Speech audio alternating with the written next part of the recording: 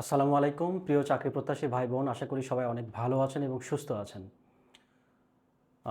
তো বাংলার ধারাবাহিক ক্লাসে আপনাদের সবাইকে স্বাগত জানাচ্ছি ইংলিশ মজা জব স্টুডিও থেকে, এবং সাথে আছি আমি মোহাম্মদ নাহিদুল ইসলাম নাহিদ।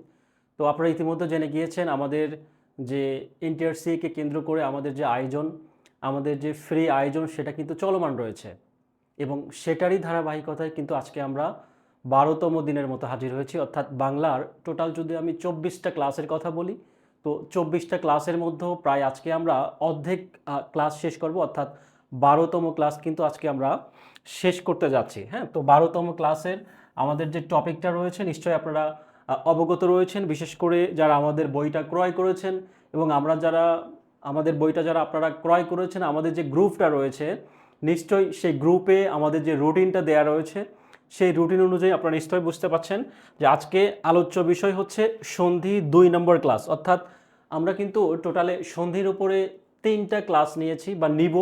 অলরেডি একটা ক্লাস হয়ে গিয়েছে, আজকে সেকেন্ড ক্লাস হবে, আর পরবর্তীতে আরও একটা ক্লাস থাকবে যেখানে আমরা আসলে সন্ধি ক্লাসটা পুরোপুরিভাবে শেষ করার চেষ্টা করব। অনেকেই আপনারা লাইভে যুক্ত হচ্ছেন, ইবনে বতুতা সালাম জানিয়েছেন, তারপর সবুজ মিয়া সরকার সালাম জানিয়েছেন, মিথিলা ফারজানা সহ আরও অনেকেই সালাম জানিয়েছেন। অনেকে সাউন্ডের কথা বলছিলেন, আশা করি সাউন্ড শোনা যাচ্ছে, আমার এখানে কোনো সমস্যা নেই। তো আপনার ওখানে যদি সেরকম সমস্যা মনে হয় তো আপনি আপনার নেট কানেকশনটা একটু ঠিকভাবে দেখে নেবেন যে আপনার নেটওয়ার্কের কোনো সমস্যা আছে কিনা। জাকিয়া সুলতানা বলেছেন বগুড়া থেকে। জি, আপনারা কে কোথা থেকে আমাদের লাইভ সেশনে যুক্ত হচ্ছেন চাইলে আপনারা কমেন্ট সেকশনে জানিয়ে দিতে পারেন, এবং আমাদের যারা আপনাদের পরিচিত রয়েছে, বিশেষ করে যারা চাকরি প্রত্যাশী ভাই বোন যারা রয়েছেন তাদেরকে আপনারা মেনশন করে জানিয়ে দিতে পারেন, এবং একই সাথে আমাদের এই ক্লাসটা আপনি চাইলে শেয়ারও করতে পারেন।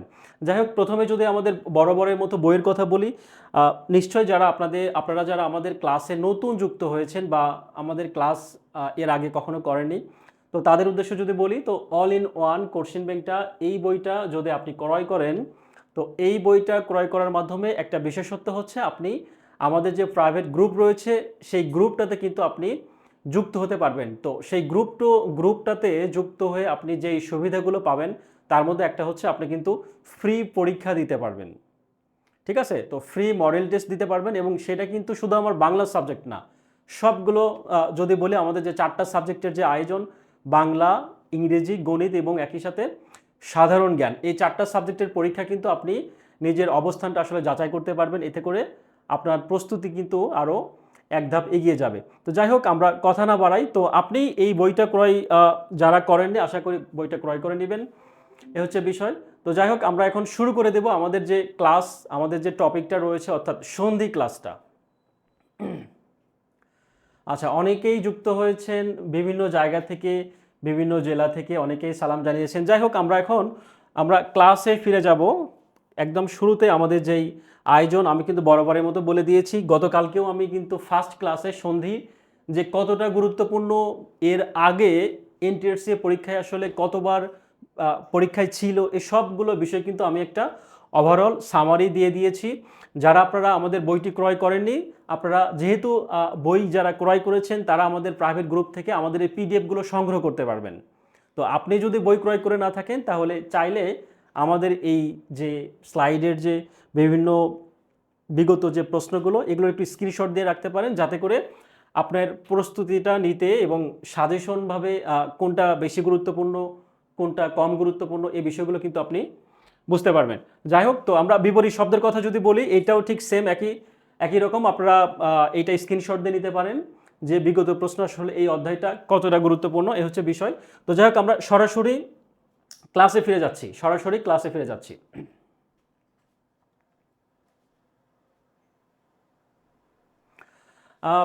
নিস্তব্ধ মন বলেছেন সাউন্ড কম। হ্যাঁ, আমাদের এখানে সাউন্ড যথেষ্ট রয়েছে। আপনার ওখানে নেট কানেকশনের একটু সমস্যা হতে পারে বা নেটওয়ার্কের সমস্যা থাকলে একটু চেক করে নিতে পারেন। ঠিক আছে, যাই হোক, তো আমরা কিন্তু এই সন্ধি অধ্যায়টা আসলে যে কতটা গুরুত্বপূর্ণ এটা কিন্তু নতুন করে আসলে বলার কিছু নেই। এটা শুধুমাত্র যে এনটিআরসি পরীক্ষার জন্যই গুরুত্বপূর্ণ ব্যাপারটা মোটেও সেরকম না। এটা কিন্তু 10 থেকে শুরু করে একদম 20তম গ্রেড পর্যন্ত সকল চাকরি পরীক্ষায় কিন্তু এই অধ্যায়টা খুবই গুরুত্বপূর্ণ।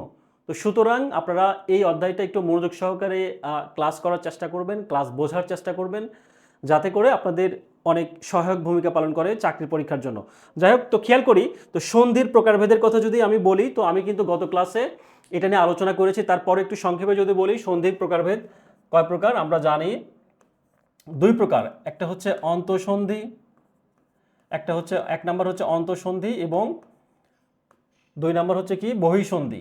এক নাম্বার অন্ত এবং আর দুই নাম্বার হচ্ছে বহিঃসন্ধি। তো আমরা কিন্তু প্রায় সকলেই অভ্যস্ত হচ্ছে সন্ধি দুই প্রকার বা তিন প্রকার, আমরা যেটাই বলি স্বরসন্ধি, ব্যঞ্জন, বিসর্গ, এটা বলে বা এটা জেনে কিন্তু অভ্যস্ত। তো মেইনলি সন্ধি হচ্ছে দুই প্রকার, একটা হচ্ছে অন্তঃসন্ধি এবং আরেকটা হচ্ছে বহিঃসন্ধি। তো অন্তঃসন্ধিটা আসলে কি? অন্তঃসন্ধিটা আসলে উপসর্গ এবং প্রত্যয় যোগে সন্ধির যে উপসর্গ এবং প্রত্যয় যোগে, অর্থাৎ উপসর্গ এবং প্রত্যয় গঠিত প্রত্যয়ের মাধ্যমে কি হয়, সন্ধি যে সন্ধিগুলো আসলে গঠিত হয় বা গঠন করা হয়, সেগুলোকে আমরা মূলত অন্তঃসন্ধি বলবো। তো অন্তঃসন্ধির আরও একটা বৈশিষ্ট্য কিন্তু আমরা গত ক্লাসে জেনেছি, সেটা হচ্ছে কি, এইটা যে শব্দাংশ থাকবে, অর্থাৎ আমরা যে সন্ধি বিচ্ছেদ করব, সে বিচ্ছেদ অংশটা কিন্তু এক পাশে বা এক অংশ হচ্ছে কি যে কোনো একটা অর্থ থাকবে এবং অপর পাশের অর্থ কিন্তু থাকবে না, এটাকে আমরা অন্তঃসন্ধি বলবো। আর বহিঃসন্ধির কথা যদি বলি, তো বহিঃসন্ধিটা কিন্তু বহিঃসন্ধি হচ্ছে দুই পাশেই অর্থ থাকবে, অর্থাৎ একটা শব্দাংশকে যখন আমরা ভাঙাবো বা সন্ধি বিচ্ছেদ করব, তখন কিন্তু দুইটা পাশেই অর্থ থাকবে। যেরকম আমি উদাহরণে যদি বলি যে বিদ্যালয়, হ্যাঁ বিদ্যালয়, তো বিদ্যালয়কে যদি আমরা ভাঙাই, খুব কমন একটা সন্ধি, আমরা সবাই জানি যে বিদ্যালয়, হ্যাঁ বিদ্যালয়কে যদি আমরা ভাঙি, তো এটা কিন্তু আমরা সবাই জানি কি ক্লাস 6 থেকে পড়ে আসছি, সেটা হচ্ছে বিদ্যা যোগ আলয়। তো এটা 6 থেকে পড়ে আসছে, আমরা জানি যে সন্ধি বিচ্ছেদটা আসলে কি, কিন্তু এটা আসলে অন্তঃসন্ধি নাকি বহিঃসন্ধির মধ্যে পড়বে, এটা কিন্তু আমরা অনেকেই জানি না। তো আমি কিন্তু সংজ্ঞায় বলেছি কি, বিদ্যালয়কে ভাঙালে বিদ্যা এবং আলয়, অর্থাৎ বিদ্যা মানে আমরা জানি নিশ্চয় জ্ঞান, অর্থাৎ অনুশীলন বা চর্চার মাধ্যমে আমরা যে জ্ঞানটা পাই, মূলত সেটাকে কিন্তু আমরা বিদ্যা বলবো। আর আলয় হচ্ছে কি, আলয় হচ্ছে ঘর, আলয় শব্দের অর্থ হচ্ছে ঘর, আর বিদ্যা শব্দের অর্থ যদি বলি তো জ্ঞান। তো আমরা দুইটারই, অর্থাৎ শব্দাংশ পূর্ব এবং পর দুইটাকেই কিন্তু আমরা একটা অর্থ পাচ্ছি। তো সেই যদি অর্থ পাই, সেক্ষেত্রে কিন্তু এটা বহিঃসন্ধি, তাই না? আমরা কিন্তু এটা জেনেছি। মাহবুব হাসান সৈকত বলেছেন, রাবি ক্যাম্পাসে আমাদের সশরীরে ক্লাস কবে হবে? এই বিষয়টা আপনারা আমাদের পেজে নজর রাখলে কিন্তু আপনারা অবশ্যই আপডেট সবগুলো তথ্য পেয়ে যাবেন। তবে আপনি ধরে রাখেন যে অতি শীঘ্রই, হ্যাঁ অতি শীঘ্রই আমাদের যে ফিজিক্যাল শারীরিকভাবে অর্থাৎ সশরীরে যে ক্লাসগুলো অতি শীঘ্রই কিন্তু আমাদের এটা শুরু হয়ে যাবে। হ্যাঁ, এ হচ্ছে বিষয়। ঈদের আগে চেষ্টা করা হচ্ছে, তারপরেও যদি সেরকম যদি সমস্যা হয়, আমরা ঈদের পর থেকে শুরু করে দেবো আশা করি। তো যাই হোক, এ হচ্ছে বিষয়। তো আমরা জানলাম অন্তঃসন্ধি এবং বহিঃসন্ধি। তো আর বাংলা ভাষার সন্ধি যদি বলি বা বাংলা সন্ধি যদি বলি, তাহলে কয় প্রকার আমরা জানি? বাংলা সন্ধিটা কিন্তু, বাংলা সন্ধি হচ্ছে দুই প্রকার। বাংলা সন্ধি হচ্ছে কয় প্রকার? দুই প্রকার, যেটা আমরা গত ক্লাসে জেনেছি। কি কি? একটা হচ্ছে স্বরসন্ধি এবং আরেকটা হচ্ছে কি, একটা স্বরসন্ধি আর একটা হচ্ছে বিসর্গ সন্ধি, সরি ব্যঞ্জন সন্ধি। একটা স্বর আর একটা হচ্ছে কি, একটা স্বর আর একটা হচ্ছে ব্যঞ্জন সন্ধি। এটা হচ্ছে বাংলা সন্ধি।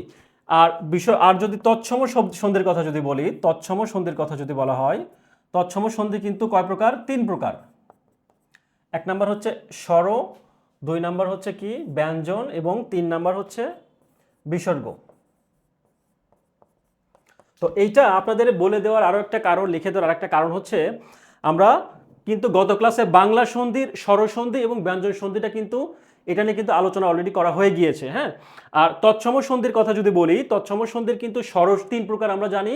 তার হচ্ছে একটা স্বরসন্ধি, ব্যঞ্জন এবং বিসর্গ। তো আমরা গত ক্লাসে তৎসম সন্ধির কিন্তু স্বরসন্ধি নিয়ে মোটামুটি অর্ধেক কিন্তু বা কিছু অংশ কিন্তু আমরা আলোচনা করেছি। তো আজকের আলোচনার মূল বিষয়বস্তু হচ্ছে সন্ধির এই সন্ধি যদি স্বরসন্ধির কথা বলি, এই স্বরসন্ধির বাকি অংশ এবং একই সাথে ব্যঞ্জন সন্ধি আমরা যতটুকু পড়ে এগিয়ে নিতে পারি, ঠিক আছে? এবং পরবর্তী ক্লাসে কিন্তু এই ব্যঞ্জন সন্ধি এবং বিসর্গ সন্ধির যে বাকি অংশ থাকবে বা ওভারঅল কিন্তু আমরা আলোচনা করে ক্লাসটা শেষ করে দেব। তো এটা বলার উদ্দেশ্য একটাই, যারা আপনারা নতুন যুক্ত হয়েছেন বা আমাদের ক্লাস গত ক্লাস যারা আসলে করেননি তারা চাইলে আমাদের যে পেজ রয়েছে এবং আমাদের যে ইউটিউব চ্যানেল রয়েছে অর্থাৎ ইএম জব নামে যে ইউটিউব চ্যানেল রয়েছে সেখানে গিয়ে ক্লাসটা করে কিন্তু আপনারা দেখে নিতে পারেন, হ্যাঁ ক্লাসটা দেখে নিতে পারেন। এ হচ্ছে বিষয়। আর যেহেতু ঈদটা খুব কাছাকাছি চলে আসছে, তো আপনাদের আরও একটা বিষয় জানিয়ে রাখি, সেটা হচ্ছে ঈদের আগে হয়তো বা আমাদের ক্লাসগুলো অচিরেই শেষ হয়ে যাবে। তো এটা বিষয়ে কিন্তু আপনারা আমাদের পেজে অবশ্যই জানবেন যে কবে থেকে আমাদের ক্লাসটা শেষ হয়ে যাচ্ছে বা যাবে। তো যাই হোক, আপনারা যারা নিবন্ধন প্রস্তুতি নিচ্ছেন আপনাদের প্রতি যে অনুরোধ থাকবে সেটা হচ্ছে আমাদের যে এ যাবৎ ক্লাসগুলো যেগুলো হয়েছে, অর্থাৎ আজকে দিয়ে মোটামুটি 12টা ক্লাস শেষ হবে। তো আপনাদের কাছে অনুরোধ যে ঈদের ভিতরে বা ঈদের পরপর সময়ে বা সামনে যে ঈদ আসছে যে কয়টা দিন সময় পাবেন অবশ্যই অবশ্যই আমাদের আগের ক্লাসগুলো একটু দেখে নেবেন বা আগের ক্লাসগুলো একটু রিভিশন দিবেন। হ্যাঁ, এ হচ্ছে বিষয়, এটা হচ্ছে অনুরোধ, না হলে কিন্তু আপনি ভুলে যাবেন। আমরা যখন অ্যাডমিশন পড়তাম তখন বা ভার্সিটি ভর্তি হওয়ার আগে আমাদেরকে কিন্তু বলতো টিচাররা যে এই ঈদটা যদি স্যাক্রিফাইস করতে পারো তাহলে তোমার ভার্সিটিতে ভর্তি হওয়ার পরে প্রতিদিনই ঈদের দিন মনে হবে। এই কথা কিন্তু আমরা অ্যাডমিশন পরীক্ষার আগে জানতাম বা শুনতাম। তো এই একই কথায় আমি আপনাদের উদ্দেশ্যই বলি যে এই কয়টা দিন ঈদকে কেন্দ্র করে আসলে সময় নষ্ট না করাটাই বেটার বা বুদ্ধিমানের কাজ। এই কারণে কারণ দ্রুতই কিন্তু নিবন্ধন পরীক্ষাটা হয়ে যাবে, যেটা কিন্তু আপনারা প্রাইমারি পরীক্ষাটা কিন্তু অলরেডি দেখেছেন যে খুব দ্রুত বা কত তাড়াতাড়ি আসলে প্রাইমারি সার্কুলার পরে কত দ্রুত কিন্তু পরীক্ষাটা নিয়ে নিয়েছে, তাই না? তো সুতরাং একটু কষ্ট করেন, ঈদের মধ্যেও বেশি একদম ঘোরাঘুরি বা বেশি অযথা সময় নষ্ট না করে চেষ্টা করুন যে প্রস্তুতিগুলো একটু গুছিয়ে নেওয়ার, আমাদের ক্লাসগুলো করতে থাকুন, আশা করি ভালো কিছু হবে। ঠিক আছে, এ হচ্ছে বিষয়। তাহলে আমরা প্রকারভেদ বিষয় একটু জানলাম। এখন তৎসম সন্ধির যে বাকি নিয়মগুলো, তৎসম স্বরসন্ধি, তাই না? তৎসম স্বরসন্ধির যে বাকি নিয়মগুলো, অর্থাৎ গত ক্লাসে আমরা তৎসম স্বরসন্ধি পর্যন্ত পড়িয়েছি, তো আজকে আমরা বাকি নিয়মগুলো একটু জানার চেষ্টা করব। হ্যাঁ, অবশ্যই আমাদের আগের ক্লাস, ঈদের পরে অবশ্যই ক্লাস হবে। তবে আমাদের যে রুটিন রয়েছে, আমরা কিন্তু 24টা যে ক্লাস, সেই 24টা ক্লাস শেষ না করা পর্যন্ত কিন্তু আমাদের ক্লাসটা বন্ধ হচ্ছে না, এটা নিশ্চিত থাকেন। ঠিক আছে, ক্লাস তো হবেই, কিন্তু ঈদের মাঝখানে যেহেতু অবশ্যই ছুটি থাকবে, হ্যাঁ, তো এই সময়টাকে যেন আপনাদেরকে কাজে লাগানো যায় সেজন্য আমি এই কথাটা বললাম। যাই হোক, তো তৎসম শব্দের স্বরসন্ধি যদি বলি, তৎসম স্বরসন্ধির নিয়মগুলো যদি বলি, খেয়াল করি এখানে জ ফালা রয়েছে, তাই না? তো জ ফালা যদি থাকে, যদি শব্দের মধ্যে জ ফালা থাকে তাহলে কি হবে? রস্বইকার অথবা দীর্ঘিকার। এই নিয়মটা একটু মাথায় রাখুন। জাস্ট রস্বইকার এবং দীর্ঘিকার হবে কখন? যদি শব্দে জ ফলা থাকে। খেয়াল করুন, আমরা উদাহরণের দিকে কিন্তু মেইন ফোকাস দেব। কোন দিকে? উদাহরণ। এখন বলা হয়েছে কি যে শব্দের মাঝে জ ফলা থাকবে এবং বিচ্ছেদের সময় কি হবে? এই জ ফলাকে হ্রস্বইকারে অথবা দীর্ঘিকারে কিন্তু আমরা পরিবর্তন করব। কিভাবে? একটু উদাহরণগুলো খেয়াল করি। এখানে নদ্যম্বু আছে, নদ্যম্বু। এখন এই নদ্যম্বুকে একটু খেয়াল করি, এই নদ্যম্বু বানানটা হচ্ছে এরকম। এই নদ্যম্বুকে যদি আমরা সন্ধি বিচ্ছেদ করি, খেয়াল করি এখানে কি কি থাকবে। আমি যদি এই জ ফলাটা উঠিয়ে দেই, এই মাঝখানে যে জ ফলা রয়েছে, এই যে তাল গাছটা রয়েছে, এই তাল গাছটা যদি আমি উঠাই দেই তাহলে কি কি থাকবে? এখানে থাকবে হচ্ছে কি একটা দন্তন্য ন, একটা দন্তন্য নর সাথে কি থাকবে? দ থাকবে, তাই না? নথ। তাহলে জ ফলাটা উঠাই দিলাম, এখানে একটা, আচ্ছা তারপর কি বসবে? শেষে উঠাই দিয়ে যেটা থাকবে সেটা বসাই দিলাম। তো এখন এই যে আমরা জানলাম এই জ ফলাটা উঠিয়ে দেওয়ার পরে কি বসবে? হ্রস্বইকার অথবা দীর্ঘিকার। আমি কিন্তু গত বেসিক ক্লাসে বুঝিয়েছি যে মূলত সন্ধি বিচ্ছেদের ক্ষেত্রে কোথায় কোথায় পরিবর্তন হয়। আমি কিন্তু দেখিয়ে দিয়েছি যে এটা ধরুন একটা শব্দ, হ্যাঁ, এটা একটা যে কোনো একটা শব্দ, তো পরিবর্তনটা হবে মূলত হচ্ছে শেষে, শেষে এবং প্রথম শব্দ বা প্রথম অংশের শেষ এবং পরের অংশের শুরুতে। তাহলে এখানে নদ্যম্বু যে শব্দটা রয়েছে, এই নদ্যম্বু শব্দের এই শেষ কিন্তু এইটা, এখানে একটা পরিবর্তন হবে, আর একটা হচ্ছে কি এখানে শুরুতে, অর্থাৎ প্রথম একটা পরিবর্তন হবে। এভাবে কিন্তু আমরা সন্ধি বিচ্ছেদের কথাই জানি। তাহলে এখানে জ ফলাটা উঠিয়ে দিলাম, বাকি যে অংশগুলো থাকলো সেটা কিন্তু আমরা জানলাম। এখন এই জ ফলার পরিবর্তে কি বসবে? একটা হ্রস্বই আর একটা দীর্ঘই। এখন কথা হচ্ছে এই হ্রস্বই কখন বসাবো আর দীর্ঘই কখন বসাবো, এইটা মূলত নির্ভর করতেছে আপনার প্র্যাকটিসের ওপরে। আপনি কতটা শব্দের অর্থ জানেন, আপনি কতটা শব্দের বানান জানেন, এগুলোর উপরে কিন্তু নির্ভর করতেছে এটা আসলে হ্রস্বই দিবেন নাকি দীর্ঘিকার দিবেন। এখন আমি একটু খেয়াল করি, দেখুন এখানে নথ, তাই না? তো এখন আপনি একটু চিন্তা করুন তো, এখানে যদি আপনি ঋষিকার দেন নদ, তো এখন এখানে যদি আপনাকে ঋষিকার দেন, তাহলে কি এটা হইলো নদী? নদী বানানটা কি আসলে ঠিক হলো? না। কিন্তু আপনি যদি এখানে একটা দীর্ঘিকার দেন, তাহলে ঠিক হবে না? হবে। অর্থপূর্ণ হচ্ছে? হচ্ছে। তাহলে এইটা প্রথমটা আমরা অংশ কিন্তু পেয়েছি। আর শেষের অংশ যদি বলি, এই শেষের অংশ যে এখানে যে ফাঁকা অংশ, এখানে আসলে কি বসাবো? এখানে আপনি স্বরেও বসাইতে পারেন, স্বরেয়া বসাইতে পারেন, হ্রস্ব দীর্ঘ যে কোনো কিছু বসাইতে পারেন। এখন আপনি জানবেন যে আসলে এখানে কি বসাবো। এটা আপনি যখন প্র্যাকটিস করবেন, সন্ধিগুলো যখন বারবার পড়বেন, তখন কিন্তু অটোমেটিক্যালি আপনার মধ্যে গ্রো করবে যে আসলে আপনি এখানে কি বসাবেন। আপনি খেয়াল করুন তো, নদ্যম্বু শব্দের নদী যোগ কি? নদী যোগ, আপনি যদি হ্রস্ব বসান তাহলে কি নদী যোগ অম্বু হবে? নদী যোগ কি আম্বু হবে? এগুলো কি কোনো মানে হয় বা অর্থ হয়? এখানে কি নদ্যম্বু, এখানে একটা অ আছে না, স্বরে অ? তাহলে এখানে যদি আপনি অম্বু দেন, অম্বু বসান, তাহলে একটা এর অর্থ হচ্ছে না স্বরেয়, এই অম্বু মানে কিন্তু পানি বা জল। তাহলে নদ্যম্বুকে যদি আমরা ভাঙাই, তাহলে এই নদী যোগ অম্বু এটাই কিন্তু এখানে বলা হয়েছে, তাহলে এখানে স্বরেয় বসছে, তাই না? ঠিক একই রকম প্রত্যহ, প্রতি যোগ অহ। এখন এখানে আপনার প্রতিটা খেয়াল করুন, এখানে প্রতিটা আমরা দীর্ঘিকার দিতে পারতেন, বাট দীর্ঘিকারের কোনো কোনো অর্থ আছে? আপনি কিন্তু খেয়াল করবেন পরা, প্রতি, এগুলো কিন্তু উপসর্গও কিন্তু হয়, তাই না? তো সেই হিসেবে আপনি যদি বলেন, তাহলে এখানে কিন্তু কি একটা ঋষিকার হবে।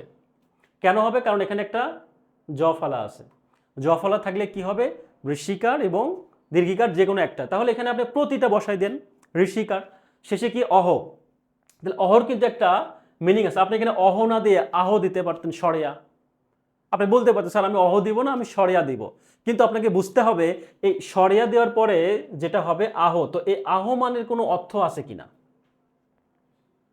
আহর যদি কোনো অর্থ থাকে সেটা ভিন্ন বিষয়, তাহলে ঠিক আছে। যদি আহর অর্থ না থাকে, তাহলে কিন্তু এটা রং অ্যান্সার। তাহলে এখানে যদি আমি অহ যেহেতু রয়েছে, তাহলে অহ মানে কি? অহ মানে হচ্ছে জল বা সরি, অহ মানে হচ্ছে দিবস। আমরা জলের কথা জানছি, অম্বু মানে হচ্ছে জল, আর অহ মানে হচ্ছে কি দিন বা দিবস, তাই না?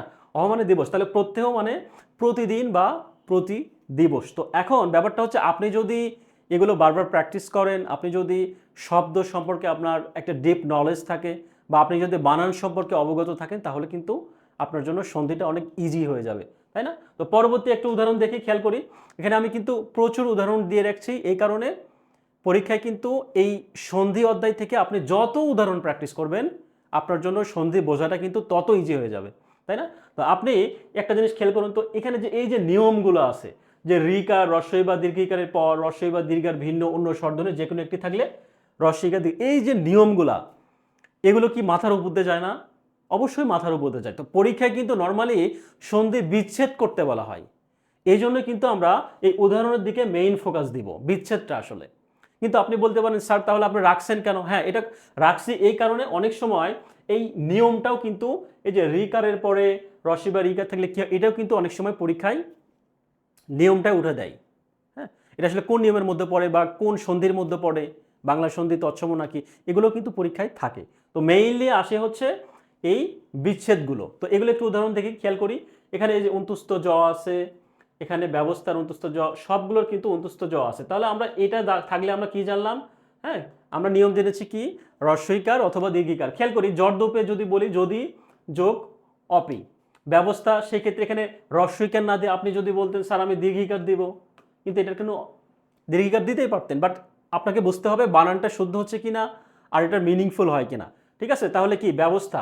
তবে অধ্যক্ষ, অধ্যক্ষের ক্ষেত্রে আপনি কি অন্তুস্থ জ বা জ ফলাটা উঠাই দিলেন, উঠাই দিয়ে কি বসলো? এখানে ঋষিকার। আর এই পাশে হচ্ছে অক্ষ।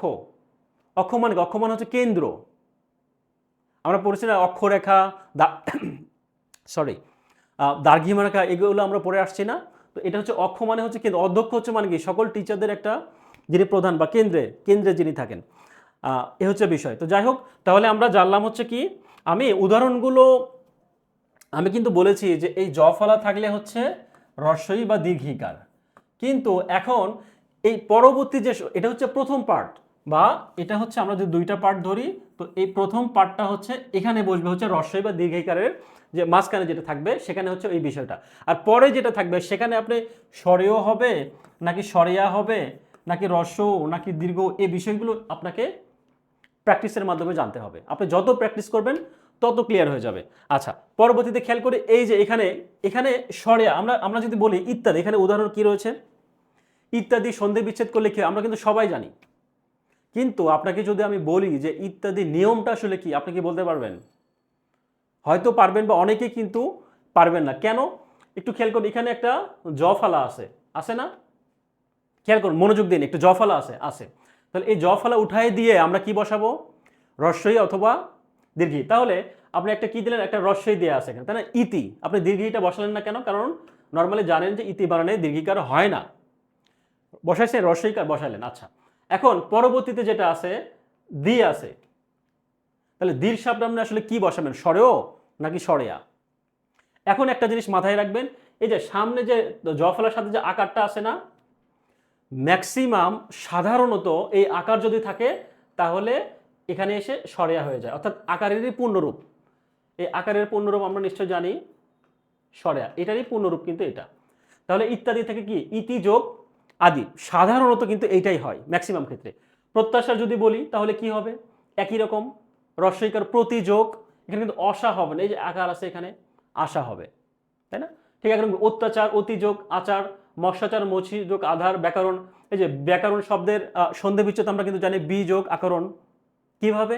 এই যে জফালা আছে, একটা রস্বই দীর্ঘিকার হবে, আর শেষে হচ্ছে কি করণের সাথে কি অকরণ নাকি আকারণ, এই যেখানে একটা আকার আছে তার মানে কি আকারণ।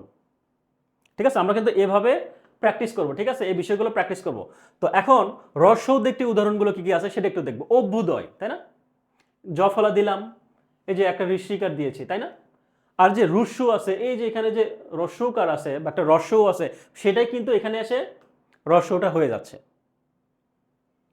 আপনারা কি বুঝতে পারছেন? যদি আমার কথা বুঝতে প্রবলেম হয় আপনি কমেন্ট করবেন, আমি চেষ্টা করব আমার জায়গা থেকে সর্বোচ্চ সাপোর্ট দেওয়ার, সর্বোচ্চটা দিয়ে আমি চেষ্টা করব আপনাদেরকে বোঝানোর। আচ্ছা, বুঝতে প্রবলেম হচ্ছে কিনা একটু কমেন্টে জানাবেন, আমি একটু কমেন্ট চেক করছি। আচ্ছা, ঠিক আছে, আশা করি বুঝতে সমস্যা হবে না। ঠিক আছে, আশা করি বুঝতে সমস্যা হবে না। তো এইটা পরবর্তী যে উদাহরণগুলো যদি একটু দেখে খেয়াল করি, প্রতুক্তি, প্রতুক্তির ক্ষেত্রে কি আছে? জফলা উঠিয়ে দিয়ে একটা প্রতি, প্রতি খেয়াল করুন। তারপর কি একটা উক্তি, কেন? এই যে একটা রস্যৌকার, এখানে রস্যর জায়গায় দুর্ঘ হইতে পারতো, পারতো না? পারতো। আপনি যদি বলেন স্যার আমি দুর্ঘকার দেবো, হ্যাঁ দেন, বাট দুর্ঘকারে কি আসলে কোনো অর্থ হচ্ছে কিনা এটা একটু মাথায় রাখতে হবে, বা বানান সঠিক হচ্ছে কিনা। ঠিক আছে, তারপর যদি বলি ব্যুৎপত্তি, প্রত্যুত্তর, ঠিক আছে, এই যে উদাহরণগুলো রয়েছে এই উদাহরণগুলো একটু প্র্যাকটিস করবেন বারবার, ঠিক আছে, একটু প্র্যাকটিস করবেন। আর আরেকটা জিনিস মাথায় রাখবেন যে এখানে যে শব্দগুলো বা যে সন্ধি বিচ্ছেদ করা হয়েছে এর ম্যাক্সিমাম খেয়াল করবেন উপসর্গ আছে, তাই না?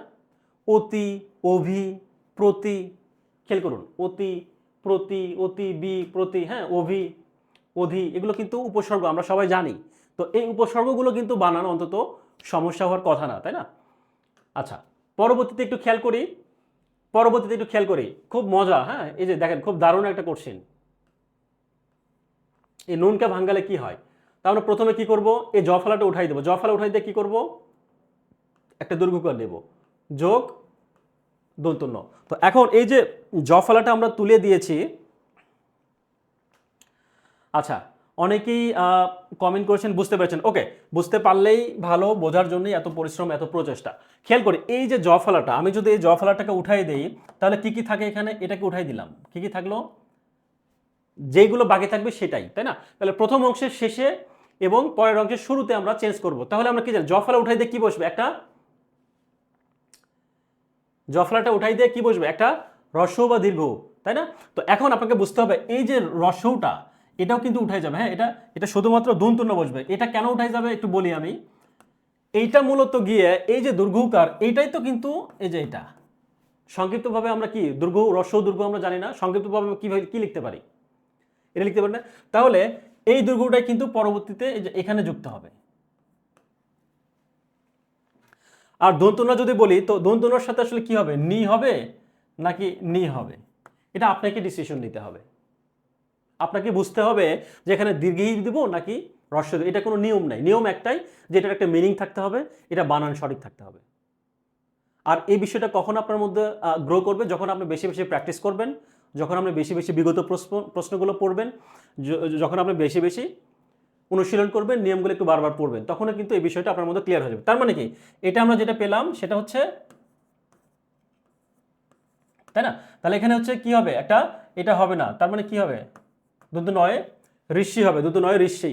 আর এই পাশে দুর্ঘ কেন হইলো, দুর্ঘ এই কারণে হয়েছে, কারণ এই যে এখানে একটা দুর্ঘ আছে তাই হয়েছে। ঠিক একই রকম খেয়াল করি, প্রত্যুষ, প্রত্যুষের ক্ষেত্রে কি আছে, একটা জফলা আছে, জফলা উঠে দেখি একটা রিকার আছে, তাই না? তো রিকার ওঠার এখানে যে দুর্ঘকার আছে, সেই দুর্ঘকারটাই মূলত এটা। তারপর খেয়াল করি সেম একই রকম একই জিনিস। আশা করি বুঝতে পেরেছেন। পরবর্তীতে খেয়াল করি এই জফলা যদি থাকে তাহলে কি হবে, আরও একটা জিনিস খেয়াল করি, সেম এই যে প্রতি অভি, এগুলো কিন্তু উপসর্গের মধ্যে পড়ে, তাই না? তার মানে কি, প্রতি হচ্ছে একটা ঋষিকার, এখানে এক কেন হইল, এখানে তো আমি ওই দিতে পারতাম, বাট ওই না দিয়ে আমি এক কেন দিলাম? সাধারণত যে এখানে একার আছে, এই জন্য এখানে এক। নর্মালি এগুলো যেগুলো থাকে, এই যে এখানে যেরকম দুর্ঘকার ছিল, এখানে দুর্ঘ, আকার থাকলে সরেয়া, সাধারণত এইটাই হয় নর্মালি, বেশিরভাগ ক্ষেত্রে 90-95% এইটাই হয়ে থাকে। কিছু কিছু ব্যতিক্রম আছে, এগুলো একটু ডিপ লেভেলের বা এগুলো একটু কঠিন টাইপের, হ্যাঁ, এগুলো একটু প্র্যাকটিস করবেন বারবার, তাহলে কিন্তু বুঝতে পারবেন। খেয়াল করি পরবর্তীতে একই রকম অতি, ঋষিকার, এখানে একটা ঐকার কেন আছে, এই যে এখানে একটা ঐকার, কারণ আমরা জানি এটা ইকুয়াল টু এইটা, তাই না? কারণ আমরা পড়ে আসছি যে স্বরবর্ণ যখন পড়ি, এটাকে কি বলে, এটাকে কার বলে, তাই না? স্বরবর্ণের সংক্ষিপ্ত রূপকে কি বলে, কার। আর ব্যঞ্জন বর্ণের সংক্ষিপ্ত রূপকে কি বলে, ফলা। তো স্বরবর্ণ আমরা জানি না, স্বরেও, স্বরেয়া, এ ও, এগুলো তো সবই স্বর। তো এটার সংক্ষিপ্ত রূপই হচ্ছে কি এইটা। তাহলে এখানে যেহেতু ওই আছে, তার মানে এখানে পূর্ণরূপটা এখানে এই পাশে আসছে। আরও যদি উদাহরণে বলি, এগুলো সবগুলো উদাহরণ। আরও একটা খেয়াল করি, অন্তুস্থ জয়ের উপরে যদি রেফ থাকে, সেক্ষেত্রে আমরা কিভাবে পূরণ করবো সেটা একটু দেখি। এই নিয়মটা আপনি পরে পড়ে নেবেন, জাস্ট আমি উদাহরণগুলোর দিকে ফোকাস করব। খেয়াল করি, এখানে একটা অন্তুস্থ জ আছে না, উপরে রেফ আছে, সবগুলোর উপরে রেফ আছে, খেয়াল করুন, আছে না, আছে। তাহলে এগুলো যদি, তাহলে কি হবে, পরি হয়, তাই না? নর্মালি অন্তুস্থ জ থাকলে পরি হবে, পরি। তাহলে কি হবে, উপর্য পরি, কি হয়, উপরি যোগ এই যে অন্তুস্থ জয়ের উপরে যে রেফ, এটার পরিবর্তে আমি কি দিলাম, একটা রি দিলাম, তাই না? উপরি যোগ উক্ত, উক্ত কেন, এই যে নিচে যে রস্য আছে না, এটার জন্য উক্ত, এটার জন্য হচ্ছে কি রস্য, অর্থাৎ এটাকে আমরা এভাবে লিখতে পারি না, পারি। ঠিক একরকম পর্যন্ত, তার মানে কি, পরি, অন্তুস্থ জয়ের উপর রেফ, তাহলে কি হবে, পরি রি হয়, তাহলে পরি যোগ অন্তটা কেন আছে, অ। আপনি এখন চিন্তা করুন, এখানে কি আমি অ না দিয়ে আপনি দন্তনার সাথে কি দিতেন, এখানে কি বলতে, রস্যও দিতেন, উন্ত বা দুর্ঘ দিতেন, নাকি সরিয়া দিতেন? অর্থাৎ আপনাকে বুঝতে হবে পর্যন্ত অ আসছে, তাই না, উচ্চারণ। তো সাধারণত এরকম ক্ষেত্রে, উচ্চারণের ক্ষেত্রে এইরকমই বোঝা যায়, বা যেরকম এখানে রস্যও থাকলে এখানে রস্যও বসবে, এখানে কি অ আছে, তার মানে কি এখানে অ আসবে, তাই না? এখানে স্বরে আছে, তার মানে এখানে স্বরে আসবে, নর্মালি এইটাই হয়। তারপরেও কিছু ব্যতিক্রম যেগুলো আছে, এগুলো একটু দেখতে হবে, প্র্যাকটিস করতে হবে। আচ্ছা, তাহলে সেম এই যত উদাহরণ আছে সবগুলো কিন্তু সেম। তারপরে অন্তুস্থ জ, পরিযোগ আকার আছে সরেয়া, রস্য, তাই না? রস্যর জন্য রস্য, আর এই জফলার জন্য কি, আশা করি বুঝতে পেরেছেন, আশা করি বুঝতে পেরেছেন, আশা করি আমি বোঝাইতে পেরেছি।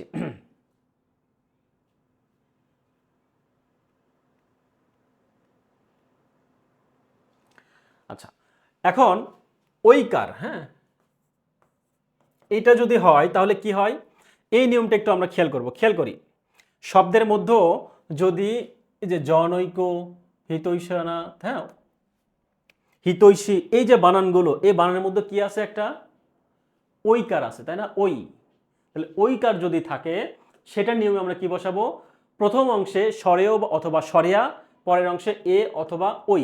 এখন আপনি বলতে পারেন, স্যার এখানে স্বরেও বসবে নাকি স্বরেয়া বসবে, এটা আমি বুঝবো কিভাবে? এটাই মূলত আপনার কাজ। বা ওই বা ও থাকবে, এ বা ওই থাকবে, এটা বুঝবো কিভাবে? প্র্যাকটিসের মাধ্যমে। আপনি যত প্র্যাকটিস করবেন তত বুঝবেন। আপনি শব্দের দেখে আপনাকে চিনতে হবে, বুঝতে হবে। তাহলে এইটা যদি বলি যে স্বরেয়কার বা স্বরেয়াকারের পর একার বা ঐকার থাকলে উভয় মিলে ঐকার হয়, মানে এই লাইনটাই মনে হচ্ছে কেমন জানি না, অনেক পেঁচানো না? তো এই লাইনটা অবশ্যই জানবেন, এই লাইনটা কিন্তু পরীক্ষায় আসে, হ্যাঁ, এই নিয়মটা পরীক্ষায় আসে, কিন্তু আপনাকে ম্যাক্সিমাম ক্ষেত্রে সন্ধি বিচ্ছেদটা বলতে করা হয়, সন্ধি বিচ্ছেদ করার কথা বলা হয়। তো সেই বিচ্ছেদটা একটু আমরা দেখব। আমরা জেনেছি কি, ঐকার থাকলে স্বরেয় স্বরেয়া এবং এ ওই থাকবে, স্বরেয় স্বরেয়া এবং এ ওই। তাহলে উদাহরণগুলো একটু খেয়াল করি। এখানে এখানে একটু খেয়াল করি, স্বরেয় স্বরেয়া অথবা এ ওই। এখন এখানে একটা ঐকার আছে, সবগুলো আছে না? আছে। আচ্ছা, তাহলে আমরা জানলাম প্রথম সত্যটা ঠিক আছে। সেকেন্ড সত্য কি? এ উঠাই দিয়ে কি করব, যেটা ছিল ওইটাই বসাবো। অর্থাৎ আমি যদি এটাই যদি একটু বলি,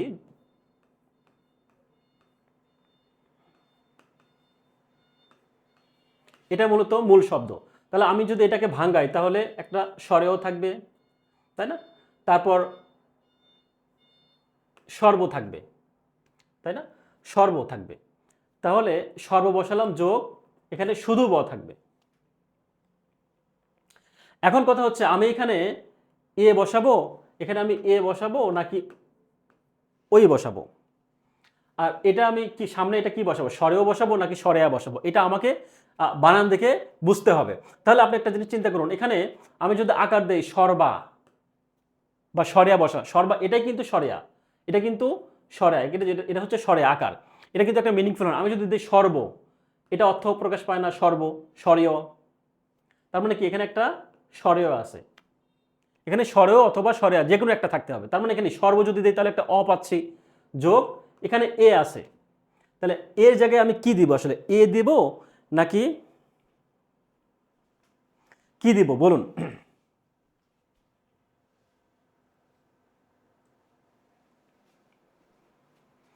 এখানে আপনি যদি এ দেন তাহলে এটার অর্থ কি হবে, এফ। এফ মানে কি জানেন? এফ মানে হচ্ছে সময়। তো এখন আপনি যদি অর্থ না জানেন বা আপনি যদি বানান না জানেন তাহলে কিন্তু আপনার জন্য একটু কঠিন হয়ে যাবে, তাই না? এফ মানে হচ্ছে সময়, তার মানে কি সর্বযোগ এফ। হ্যাঁ, এটা হচ্ছে মূলত সন্ধি বিচ্ছেদ। এফ মানে হচ্ছে সময়। তো এরকম করে কিন্তু আপনি সবগুলোই প্র্যাকটিস করলে বুঝতে পারবেন। আর মতৈক্যর কথা যদি বলে, আমি জাস্ট একটা দেখিয়ে দিচ্ছি, আপনি একটু বাকিগুলো প্র্যাকটিস করে নেবেন। তো মতৈক্য মানে কি, একটা ঐকার আছে, তার মানে কি ঐকারটা উঠাই দিলাম, তাহলে থাকলো কি মত, থাকলো না? আছে। এখন এর মধ্যে স্বরেয় অথবা স্বরেয়া বসবো। আমি যদি এখানে আকার দিই তাহলে স্বরেয়া বসালাম, মতা, মতা মানে কিছু হইলো? আমি যদি মত দিলাম আমার মতো, হ্যাঁ, ব্যাপারটা এরকম না? তো এখানে একটা অ আছে, অর্থাৎ স্বরে অ আছে বা অ আছে, তার মানে এখানে আমরা দুইটা বসাতে পারি, তার মানে আমরা অ পেলাম। এখানে আমরা পেয়েছি হচ্ছে অ, এবং পরবর্তীতে হচ্ছে এ ওই। তাহলে এখানে ওই বসিয়েছি। ওই কেন? আপনি যদি ওই না দিয়ে যদি বলেন, আপনি যদি এক্য, এক্য নামে কি কোনো কিছু হয় আসলে? এর কোনো অর্থ হয়? হয় না। কিন্তু আপনি এ না দিয়ে যদি ওই দিতেন তাহলে কিন্তু অর্থ হয়। তো এটাই কিন্তু মূলত এভাবে। যাই হোক, তো পরবর্তীতে আমি এগুলো সবগুলোই, অর্থাৎ আপনি একটা জিনিস খেয়াল করবেন, এখানে স্বরীয় দিয়ে, ইয়ে দিয়ে, তারপর ওই দিয়ে সবগুলো কিন্তু আমি উদাহরণের জন্য প্র্যাকটিস হিসেবে রেখে দিচ্ছি। এ থাকলে কি হবে, ওই থাকলে, এগুলো কিন্তু সবগুলো উদাহরণ আলাদা আলাদা পাবেন। এটা একটু মাথায় রাখবেন, ঠিক আছে? এই জন্য কিন্তু আমি মূলত আপনাদেরকে এগুলো দিয়েছি। যাই হোক, তারপর সদৈব যদি বলি, সদা যোগ এ, হ্যাঁ, এ হচ্ছে বিষয়। তারপর কি তথৈব মানে কি, তথা যোগ এফ। তারপর কি কি বসুধৈব, তাই না? বসুধা যোগ এফ, এফ মানে হচ্ছে সময়। তারপর কি তথৈবচ, তথৈবচ বা তথা হচ্ছে কি সর্বযোগ এম। সিনথিয়া মিম কমেন্ট করেছেন মতযোগ ঐক্য, জি অনেকেই কমেন্ট করেছেন।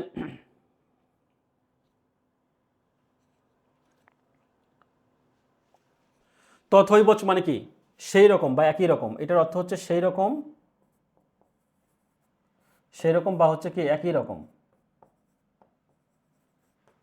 তথৈবচ তার মানে কি তথা যোগ এবচ, ঠিক আছে? এগুলো আপনাকে প্র্যাকটিস করলেই বলবে। এই শব্দগুলোকে এবচ এগুলো কিন্তু খুব নতুন মনে হচ্ছে না, খুবই আনকমন। কিন্তু আপনি যদি বারবার প্র্যাকটিস করতেন বা আপনার কাছে যে বইটা আছে সে বইয়ের যে অনুশীলনের যেগুলো আসলে উদাহরণে যেগুলো দেওয়া রয়েছে এগুলো যদি বারবার প্র্যাকটিস করেন, বিগত প্রশ্ন যদি বারবার প্র্যাকটিস করেন, দেখবেন এখান থেকে কিন্তু সব কমন আসবে। মানে আপনার এইটা ভাবার কোনো কারণ নাই যে আমি তো বুঝতেছি না, আগে যেগুলো বুঝছে এগুলো সব গোলায় যাচ্ছে। গোলায় যাবে না। আপনি যখন বারবার বারবার রিডিং দিবেন, রিডিং পড়বেন, বুঝে হোক না বুঝে হোক, আপনি কিন্তু আপনার কিন্তু পরবর্তীতে একটা সময় কিন্তু বুঝে যাবেন। আর মজার ব্যাপার হচ্ছে নিবন্ধন পরীক্ষায় কিন্তু নর্মালি এত কঠিন টাইপের প্রশ্ন হয় না। সাধারণত 80% বা 90% বলা যায় যে বিগত প্রশ্ন থেকেই কোনো একটা দিয়ে দেয়, বা আপনার প্র্যাকটিসের মধ্য থেকে যেগুলো নর্মালি আপনি নিয়ম না জানলেও অনেক সময় অ্যান্সার করতে পারবেন, ঠিক আছে? বাট আমরা যেহেতু এই অধ্যায়টা সবগুলো পরীক্ষার জন্য খুবই গুরুত্বপূর্ণ, আমরা সেই জন্য চিন্তা করছি যে এগুলো একটু বিস্তারিত একটু বোঝার চেষ্টা করব আমরা, হ্যাঁ। সেজন্যই মূলত কিন্তু আমরা একটু ব্যাখ্যা সহকারে একটু ভেঙিয়ে পড়ার চেষ্টা করছি, ঠিক আছে? ঠিক একই রকম দেখি এগুলা। হ্যাঁ, মহাইক্যকে যদি আমরা ভাঙাই তাহলে কি হবে? এগুলো সব উদাহরণ একটু প্র্যাকটিস করে দেখলেই কিন্তু বুঝতে পারবেন। আচ্ছা, পরবর্তীতে একটু খেয়াল করি, ঔকার। ওকার যদি থাকে তাহলে কি হবে? স্বরেয়কার বা স্বরেয়কারের পর ওকার বা ঔকার থাকলে উভয় মিলে হচ্ছে ওকার হয়, উভয় মিলে হচ্ছে কি হয়? ঔকার। তো এই ঔকারের বিষয়টা আসলে কি? এখানে উদাহরণগুলো একটু খেয়াল করি। আমি কিন্তু সবগুলো এখানে দেখুন, স্বরের সাথে যদি ও দেই তাহলে সেক্ষেত্রে যে উদাহরণগুলো সেখানে আছে। স্বরের ক্ষেত্রে যদি ও দেই সেখানে কি হবে? সে উদাহরণগুলো দেওয়া আছে। এটার সাথে যদি ও দেওয়া হয় বা আকারের সাথে, সবগুলো উদাহরণ কিন্তু আমি দিয়েছি যাতে করে আপনাদের বুঝতে সুবিধা হয়। তো প্রথমে যদি বলি জলৌকা। জলৌকা মানে হচ্ছে, জলৌকা শব্দের অর্থ হচ্ছে যোগ। হ্যাঁ, জলৌকা মানে হচ্ছে কি? যোগ। আর ওকা মানে হচ্ছে আশ্রয় বা আশ্রয় স্থান, ঠিক আছে? তাহলে জলৌকাকে যদি আমরা ভাঙাই তাহলে একটা ঔকার আছে, এখানে ঔকার আছে না? আছে। তাহলে ঔকার বাদ দিয়ে এখানে কি থাকবে? শুধু জল থাকবে, শুধু জল। তাহলে এখানে স্বরে অ, অর সাথে তো অ মানে তো একটা স্বরেও, তাই না? শুধু জল, জলের ক্ষেত্রে একটা স্বরেও যোগ ওকা। এখানে ও বসতে পারতো, ঔকাও বসতে পারতো। এখন ঔকা, এই ঔকাতে কোনো অর্থ হয় না, বাট এই ওকাতে কিন্তু আমরা অর্থ হয়। হ্যাঁ, অর্থটা কিন্তু আমরা জেনেছি কি? স্থান বা আশ্রয়। ঠিক একই রকম মাংসৌদন। মাংসৌদন মানে কি? মাংসৌদন মানে খুব একটা নতুন আনকমন একটা শব্দ না, মাংসৌদন। তো এটাকে যদি আপনি ভাঙান, আপনাকে নিয়ম বুঝতে হবে, আপনাকে নিয়ম জানতে হবে এবং একই সাথে চেষ্টা করতে হবে একটু বুঝিয়ে পড়ার। মাংসৌদন একটা ঔকার আছে, ঔকারটা উঠাই দিলাম, মাংস থাকলো। ওকে, এখন এখানে ও বসবে নাকি ও বসবে খেয়াল করি তো। এখন ওদন, এখন আপনি এটার ওদন মানে আপনি জানেন, ওদন মানে কিন্তু ভাত। ওদন শব্দের অর্থ হচ্ছে ভাত। কিন্তু আপনি এটা যদি অর্থ না জানেন, আপনি ঔদন দিয়ে দিলেন, যেটার কোনো অর্থই হয় না ব্যাপারটা, তাই না? তো এই জন্য এত কঠিন কঠিন শব্দ যদি আপনি নাও জানেন, নাও মনে রাখতে পারেন, কোনো সমস্যা নাই। আপনি জাস্ট প্র্যাকটিস করবেন। আপনি আপনার কাছে যে বইটাই থাকুক, এই বইয়ের যে উদাহরণ এগুলো একটু বারবার প্র্যাকটিস করবেন এবং আমাদের যে স্লাইডের যে উদাহরণগুলো এগুলো যদি পড়েন, ইনশাল্লাহ আশা করি এর বাইরে প্রশ্ন হবে না। আশা করি এর বাইরে প্রশ্ন হবে না, এটুকু বিশ্বাস রাখতে পারেন, ঠিক আছে? এইটুকু ভরসা রাখতে পারেন। এভাবে একটু মনে রাখার চেষ্টা করেন, এগুলো একটু মনে রাখার চেষ্টা করেন। জি, ওদর অর্থ হচ্ছে ভাত, ওদন অর্থ হচ্ছে ভাত, হ্যাঁ, অন্ন বা ভাত, যাই হোক। তো পরবর্তীতে খেয়াল করে বনৌষধি। বনৌষধিকে যদি আমরা ভাঙ্গাই কি হবে? অ আছে একটা, তাই না? এই যে স্বরে অ, এখানে একটা বন মানে কি? অ আছে যোগ ঔষধি। এখন আপনি বলতেন স্যার আমি তো এখানে ঔষধি না দিয়ে শুধু ঔষধি দিতে পারি, তাই না? হ্যাঁ, দুটারই তো অর্থ হয়, তাই না? দুটারই অর্থ হয়। তাহলে আমি ও বন যোগ ঔষধি, এখানে ও ও দিতে পারি, ও দিতে পারি, দুটাই কিন্তু অর্থ আছে ডিকশনারিতে। তো এখন আপনি কোনটা দিবেন? আপনি দুইটাই দিতে পারেন। প্রথমে যদি আসে তাহলে নর্মালি ঔষধিটাই বেশি দাগাবেন। যদি ঔষধি অপশন না থাকে তাহলে সেক্ষেত্রে আপনি কি করবেন? এটা দিবেন, শুধু ঔষধিটা দিবেন। আচ্ছা, ঠিক একরকম পরম ঔষধ, উত্তম ঔষধ, এই সবগুলোই কিন্তু একই নিয়মের মধ্যে গঠিত হয়েছে। আচ্ছা, গঙ্গৌধ। গঙ্গৌধ শব্দটা অনেক আজব একটা শব্দ না? গঙ্গৌধ।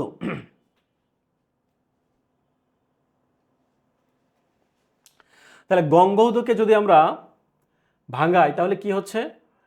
গঙ্গা যোগ ওক। এই ওক মানে হচ্ছে জলরাশি বা প্রবাহ, জলরাশি, তাই না? জলরাশি। তো এইরকম কঠিন শব্দ দেখে আপনার একদম অজ্ঞান হওয়ার দরকার নাই, এত চাপ নেওয়ারও দরকার নাই, ঠিক আছে? আমি জাস্ট বলছি যে আপনার কাছে যে বইগুলো আছে বারবার উদাহরণ প্র্যাকটিস করবেন, আমার স্লাইডে যেগুলো আছে উদাহরণ প্র্যাকটিস করবেন। আশা করি এখান থেকে কমন পড়বে এবং বিগত প্রশ্নগুলো একটু প্র্যাকটিস করবেন, বুঝিয়ে পড়ার চেষ্টা করবেন, ঠিক আছে? এখান থেকে আশা করি কমন পড়বে। তাহলে এখানে গঙ্গৌধ বানানোর একটা ঔকার আছে না? উঠাই দিলাম, দেওয়ার পরে এখানে আকার বসালাম। আপনি বলছেন স্যার আমি আকার না দিয়ে আমি আমি ওকারই দেবো, স্বরেও বসাবো। তার মানে স্বরেও যদি বসেন তাহলে কি হবে? গঙ্গ। তো গঙ্গর আসলে কি কোনো মিনিং হয়? হয় না তো। এজন্য আপনাকে আকার দিতে হচ্ছে। এটা আপনার অর্থ বা আপনি যখন প্র্যাকটিস করবেন তখন কিন্তু অটোমেটিক্যালি এগুলো আপনার আয়ত্তে চলে আসবে, ঠিক আছে? আর এখানে কি ঘ আছে, তাহলে ঘ এর সাথে আপনি কি বসাবেন এখানে? সেটা যদি আপনি যদি এই ওক শব্দের অর্থ যদি আপনি জানেন তাহলে কিন্তু আপনাকে আর আলাদা করে বুঝতে হচ্ছে না এখানে ও বসাবো নাকি স্বরেও বসাবো নাকি স্বরিয়া, এ হচ্ছে বিষয়। তো ওক শব্দের অর্থ আমরা জানলাম কি, জলরাশি বা প্রবাহ। তো এখানে ঔষধির ক্ষেত্রে আমরা একটু আগে জেনেছি কি মহৌষধি, মহৌষধ, হ্যাঁ। তো এই নিয়মগুলো সেম, এখানে ও বসছে। তো এখন একটু খেয়াল করে আমি যেটা একটু আগে বলছিলাম যে বাংলা একাডেমি প্রণীত আধুনিক বাংলা অভিধান অনুযায়ী কি হয়েছে, আধুনিক বাংলা অভিধান অনুযায়ী এই মহৌষধি শব্দের সন্ধি বিচ্ছেদ যদি বলি তাহলে এখানে মহাযোগ ঔষধি, মহাযোগ ঔষধি, ঠিক আছে, মহাযোগ ঔষধি দেয়া আছে। সুতরাং মহৌষধিরা বানানোর ক্ষেত্রে আমরা ঔষধিকেই নেব, বেছে নেব। যদি অপশনে ঔষধি না থাকে সেক্ষেত্রে আমরা ঔষধি নেব। আমি কিন্তু একটু আগে বলেছি সেটা, তাই না?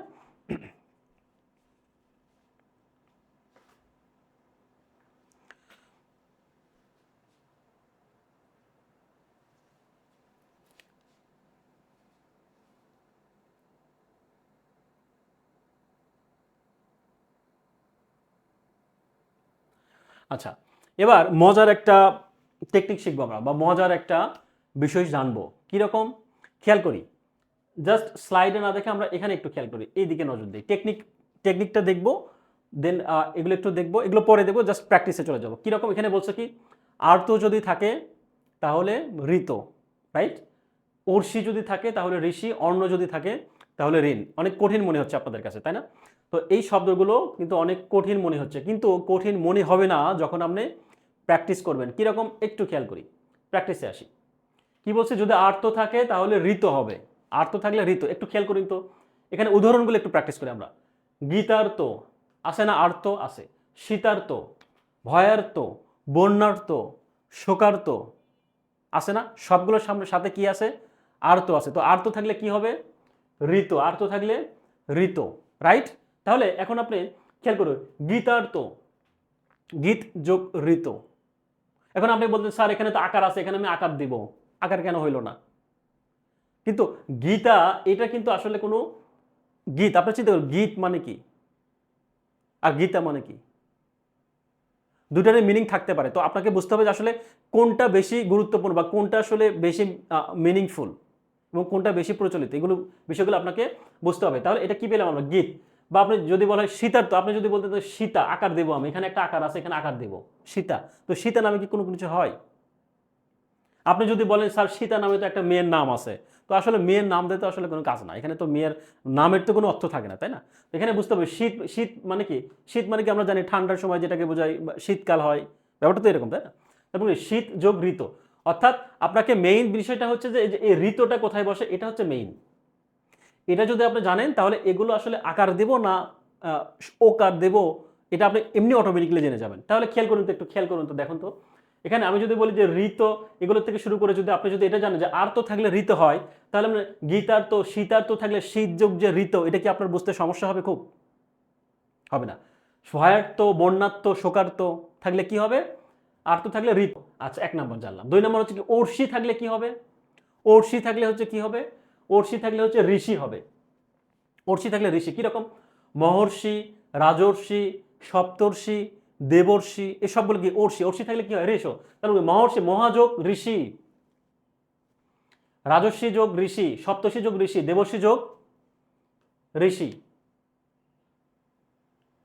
এই টাইপের নিয়ম নর্মালি আপনি বইয়ে পাবেন না, সচরাচর পাবেন না। হ্যাঁ, বইয়ে আছে, বাট খুব কম বইয়ে পাবেন, বা পাবেন না বললেই চলে। খুব কম বইয়ে কিন্তু এই টাইপের নিয়ম আছে, একটু মাথায় রাখবেন। ঠিক একই রকম যদি বলে অন্ন, অন্ন যদি বুঝাই তাহলে আমরা ঋণ বলবো। কিরকম? যদি বলে উত্তম অন্ন, অধম অন্ন, সেক্ষেত্রে কি হবে? ঋণ। তার মানে কি? উত্তম যোগ ঋণ, তাই না? তারপর কি? অধম যোগ ঋণ। তাহলে আপনাকে মাথায় রাখতে হচ্ছে যে মহর্ষি, আর একটা হচ্ছে কি অন্ন, ঋণ, উত্তম অন্ন। তার মানে আরেকটা জিনিস মজার ব্যাপার, আরেকটা জিনিস খেয়াল করি। মজার ব্যাপারটা হচ্ছে কি, এখানে এই আর্ত বানানটা একটু খেয়াল, আর্ত বানানের সাথে একটা ত আছে না? ত, এখানে আর্তর সাথে ত আছে, ঋতর সাথে কিন্তু ত আছে। অর্ষির সামনে মূর্ধন্য আছে, ঋষির সাথেও কিন্তু মূর্ধন্য আছে, অর্ণর সাথে মূর্ধন্য আছে, ঋণের সাথেও কিন্তু মূর্ধন্য আছে। তো আর্তর জায়গায় ঋণ হবে আর অন্যর জায়গায় ঋষি হবে, এটা ভাবার কোনো কারণ নাই। আপনি যখন বারবার উদাহরণগুলো প্র্যাকটিস করবেন, এগুলো এমনিতেই অটোমেটিক্যালি আপনি জেনে যাবেন যে আর্ত বোঝালে ঋত হয় নাকি ঋষি হয়। এটা নিয়ে ভাবার কোনো কারণ নেই, ঠিক আছে? তো বানানের মধ্যেও কিন্তু মিল রয়েছে। তাই না? আর আপনি যখন শব্দ জানবেন তখন অটোমেটিক্যালি আপনার মধ্যে এগুলো চলে আসবে। ওকে, তো পরবর্তী নিয়ম একটু খেয়াল করি। পরবর্তী নিয়ম একটু আমরা দেখি।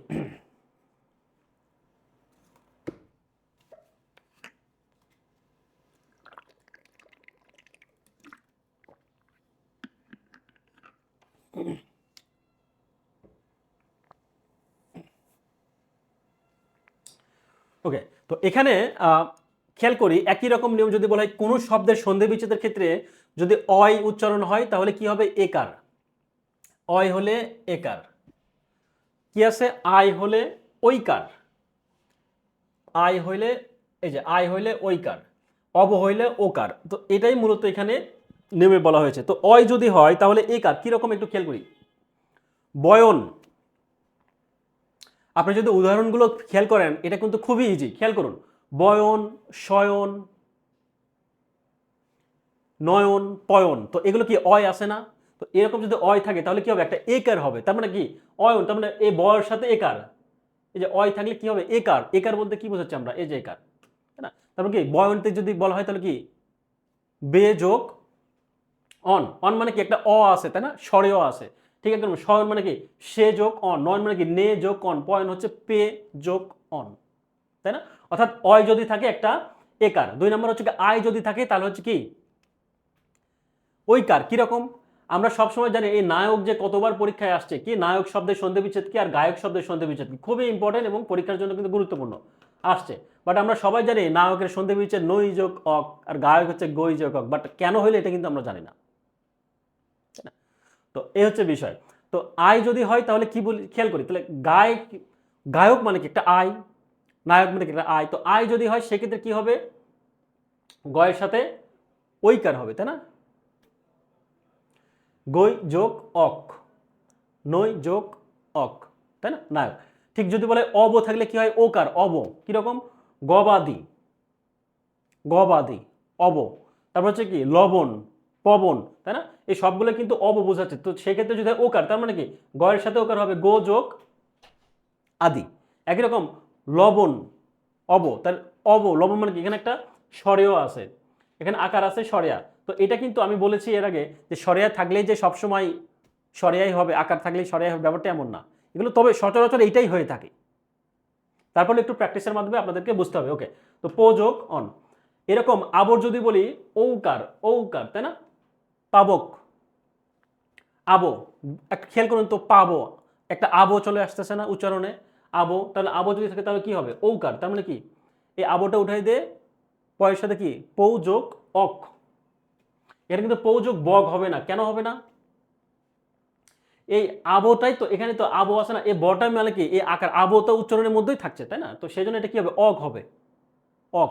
একই রকম ভাবুক, ভৌ যোগ উক, উক এখানে কি মনে এখানে কিছু নেই মানে কি অক আছে, পাবকটা উচ্চারণ করতে তো একটা স্বরেও আছে তাই না, ভাবুকটা উচ্চারণ করতেও তো একটা এই যে রসকার মানে কি ভাবুক, এই যে এটাই তো আমরা রসকার লিখতে পারি তাই না। নাবিক নৌ যোগ ইক, এই ঋষিকারকে আমরা কি লিখতে পারি, এই ঋষিকারকে তো আমরা রস্যই লিখতে পারি তাই না। এই তো নাবিক নৌ যোগ ইক নাবিক, এগুলো কিন্তু খুবই ইজি। আর নিপাতনের কথা যদি বলা হয় নিপাতনের সিদ্ধ সন্ধি, এটা যদি বলি তো এটা খুবই গুরুত্বপূর্ণ এবং একই সাথে বোঝার আসলে তেমন কিছুই নেই এখানে। জাস্ট আমি এটা আমি পড়াচ্ছি না, জাস্ট আমি বলে রাখছি যে এইটা আপনারা মুখস্থ করবেন, একটু মুখস্থ করার চেষ্টা করবেন। এখানে যে শব্দগুলো আছে এগুলো একটু মুখস্থ করার চেষ্টা করবেন। এখানে কোনো নিয়ম নাই, মানে দিস ইজ মাই খুশ,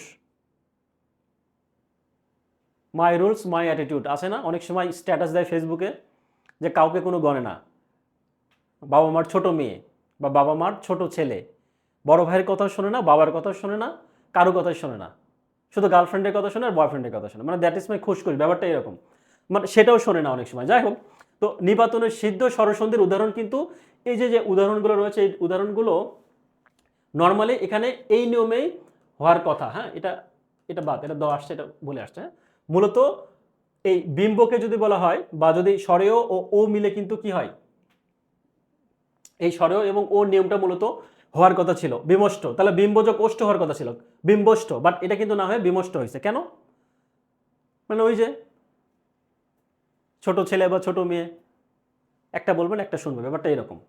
যারা যা বলবেন সেটা হবে না, অন্য একটা হয়ে বসে থাকবে। তো সুতরাং এগুলো হচ্ছে একটু মুখস্থ রাখতে হবে, ঠিক আছে? এগুলো মুখস্থ বিষয়, এগুলো বোঝার কিছু নেই। এগুলো একটু, এই শব্দগুলো একটু মুখস্থ করে নেবেন, যে এটা খুবই আসে পরীক্ষায়, এটা খুব আসে। হ্যাঁ, গবাক্ষ, নিপাতনে, তাই না? নিপাতনে সিদ্ধ স্বরসন্ধি, তাই না? নিপাতনে সিদ্ধ স্বরসন্ধির উদাহরণ এগুলো। আচ্ছা, তো এখন আমরা জানবো স্বরসন্ধি শেষ করলাম আমরা, কিন্তু শুরুতেই আমরা তৎসম সন্ধি কিন্তু বলেছি যে তৎসম সন্ধি 3 প্রকার। স্বরসন্ধি বা তৎসম সন্ধির যে প্রকার, তার মধ্যে একটা স্বর, ব্যঞ্জন এবং বিসর্গ। তো আমরা স্বরসন্ধি শেষ করে এখন ব্যঞ্জন সন্ধিতে চলে আসছি। খুবই খুবই মজার নিয়ম এগুলো, কিন্তু খুবই মজার, এবং নর্মালি পরীক্ষা থেকে কিন্তু এই ব্যঞ্জন এবং স্বর, ব্যঞ্জন এবং বিসর্গ থেকেই বেশি প্রশ্ন কিন্তু হয়ে থাকে, ঠিক আছে? বেশি প্রশ্ন হয়ে থাকে। হ্যাঁ, নিপতনে কোনো নিয়ম মানে না। আচ্ছা, আমি কিন্তু মজা করে বলছি, হ্যাঁ, আমি মজা করে বলছি যে এটা কোনো নিয়ম মানে না। বাড়ির ছোট মেয়ে বা ছোট ছেলেগুলো নর্মালি কি হয়, কারো কথা শোনে না। তো আপনারা অনেক ভালো মানুষ, বা আপনারা অনেক ভালো ছেলে বা মেয়ে, আমি আপনাদের কথা বলছি না, তবে আপনাদের মতো আরো অনেকে যারা রয়েছেন তারা কিন্তু কোনো নিয়ম মানে না। তো যাই হোক, আপনারা নিয়ম মানলেও আমি ধরেই নিচ্ছি আপনারা নিয়ম মানেন, বাট ব্যাকরণের ক্ষেত্রে কিন্তু এরা নিয়ম মানে না। হ্যাঁ, এটা কিন্তু শুধু মানুষ না, ব্যাকরণের ক্ষেত্রেও কিন্তু এরকম কিছু টাইপ থাকে মানুষ, এরকম যে কারো কথাই শোনে না। তো এটা কিন্তু ওইটারই একটা অংশ বলা যেতে পারে। তো যাই হোক, তো আমরা এখন একটা নিয়ম জানবো, কি তৎসম শব্দের ব্যঞ্জন সন্ধি। খুবই মজার এবং খুবই পরীক্ষায় আসে, খুবই ইজি, একদম ইজি, একদম পানি বলতে পারে। কিরকম খেয়াল করি, এখানে প্রথমে কিন্তু আমরা যদি বলি, নিয়মটা যদি বলি, নিশ্চয়ই আমরা ধ্বনি ক্লাসটা করেছেন, ধ্বনি বর্ণের ক্লাসটা আপনারা নিশ্চয়ই করেছেন। আপনারা নিশ্চয় ক থেকে শুরু করে, এই ক থেকে শুরু করে একদম চন্দ্রবিন্দুর পর্যন্ত আপনারা, আমি জানি না আপনারা সবাই এই বর্ণগুলো জানেন কিনা, সিকোয়েন্স অনুযায়ী বা সিরিয়ালি বলতে পারেন কিনা। আমি ধরে নিচ্ছি পারেন, তবে আমার মনে হয় না এটা মোর দেন 60% অর 70%-এর বেশি হবে, কারণ অনেকেই পারেন না। হ্যাঁ, অনেকে কিন্তু ক থেকে চন্দ্রবিন্দু পর্যন্ত কিন্তু অনেকেই সিকোয়েন্স অনুযায়ী বা ধারাবাহিকভাবে বলতে পারবেন না, এটা আমি বলে রাখছি। তবে আপনাকে এই পর্যন্ত অন্তত মাথায় রাখতে হবে, আমাদের এই নিয়মগুলো জানতে অন্তত ক থেকে ম পর্যন্ত অবশ্যই মনে রাখতে হবে এই বর্ণগুলো সিরিয়াল অনুযায়ী। কিরকম, ক খ গ ঘ ঙ, তাই না? এটা হচ্ছে ক বর্গীয়, তারপর কি চ ছ বর্গীয় ঝ ইয়, ট ঠ ড ঢ মূর্ধন্য, তারপর কি আছে ত থ দ ধ দন্ত ন প ফ ব ভ ম। তো এগুলো কিন্তু আমরা গত ক্লাসে শিখে আসছি, এবং আমি ধরেই নিচ্ছি যারা নতুন করছেন অবশ্যই এখান থেকে এগুলো মুখস্থ আছে। তো আমরা ঘোষ অঘোষের ক্ষেত্রেও কিন্তু এই নিয়মগুলো জানার ক্ষেত্রেও কিন্তু আমরা এভাবে পড়ে আসছি অতীতে, তাই না?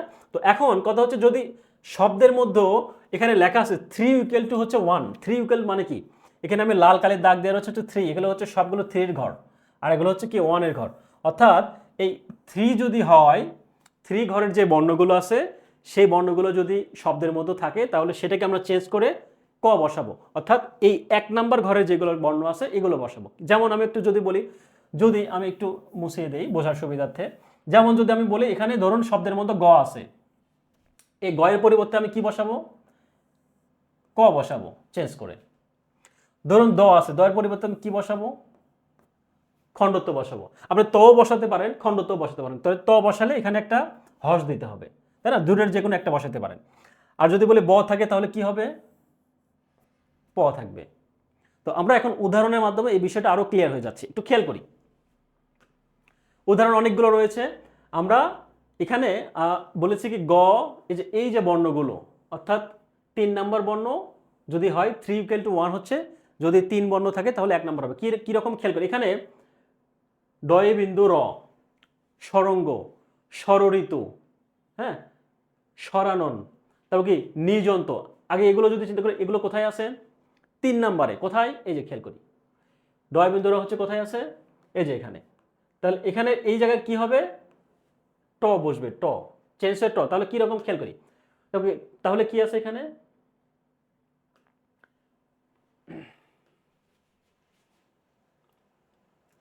আচ্ছা এইটা এখানে খেয়াল করি,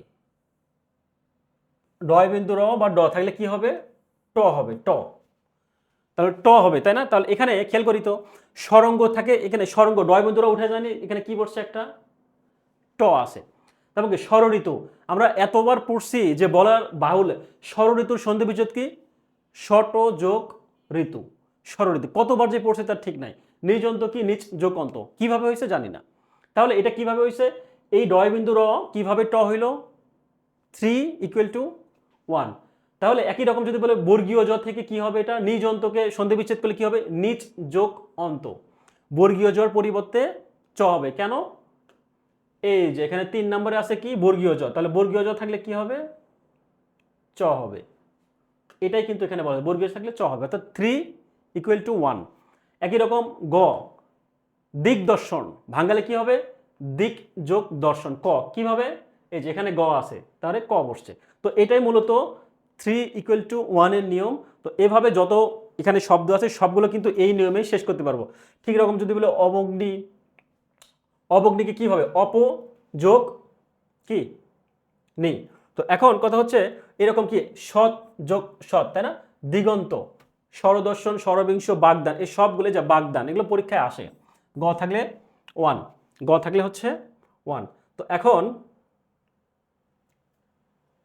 পরবর্তীতে নিয়ম যদি বলি, তাহলে আমরা প্রথম নিয়ম জানলাম কি, তৎসম সন্ধির ক্ষেত্রে, তৎসম সন্ধির ক্ষেত্রে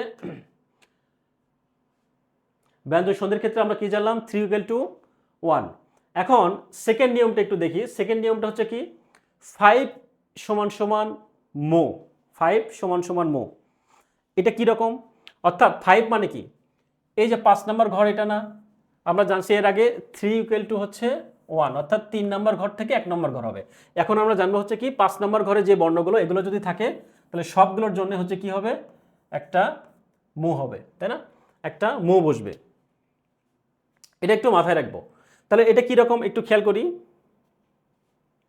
তবে আরো একটা কথা বলি, এখানে কিন্তু মোর ক্ষেত্রে কিন্তু নিচে একটা হসন্ত হবে, হ্যাঁ এখানে একটা হসন্ত হবে, কেন, কারণ একমাত্র সন্ধির ক্ষেত্রে অর্থাৎ একমাত্র তৎসম সন্ধির, তৎসমর ব্যঞ্জন সন্ধির ক্ষেত্রে কিন্তু মূলত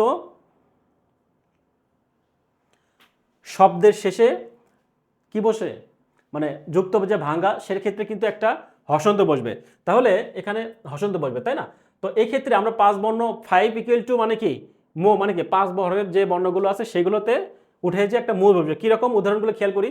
এখানে কি বলে সংখ্যা, সংখ্যাকে বানালে কি পাবো, এখানে একটা ও এবং আর একটা হচ্ছে ক সংখ্যা। তাহলে এখানে আমরা 5 নাম্বার বর্ণ আছে ও পাইছি, পাইছি। পরবর্তীতে খেয়াল করি,